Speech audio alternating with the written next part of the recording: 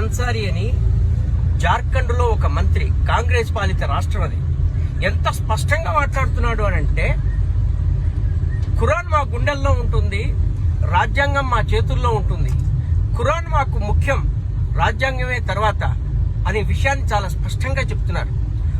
ఒక కాంగ్రెస్ పాలిత రాష్ట్రం యొక్క మంత్రి, బాధ్యత ఉన్నటువంటి మంత్రి, గుర్తుపెట్టుకోండి, ఇలా స్పష్టంగా మాట్లాడుతున్నప్పుడు ఇంకా మిగతా వాళ్ళకి క్లారిటీ లేదని ఎలా అంటాము?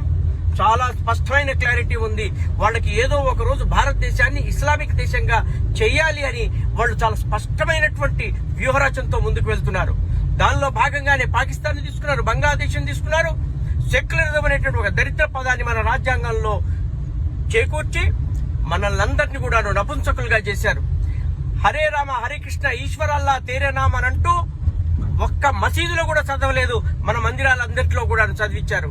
అహింస పేరుతోటి మనల్ని నపుంసకులుగా చేశారు. మనలో ఉన్నటువంటి ఉత్సాహాన్ని, మనలో ఉన్నటువంటి యొక్క ఆవేశాన్ని మొత్తాన్ని కూడా అణిచిపారేశారు.